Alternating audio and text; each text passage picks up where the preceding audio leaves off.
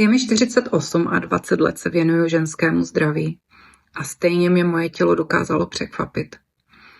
Začalo to před 3 lety, bylo mi 45 a začaly první symptomy. Byly nové, neznámé, nevěděla jsem, co se se mnou děje. Výkyvy cyklu, změny nálad, buzení ve 3 ráno, bušení srdce, problémy s rovnováhou a úzkost, bezdůvodná úzkost. A krevní testy byly všechny v normě.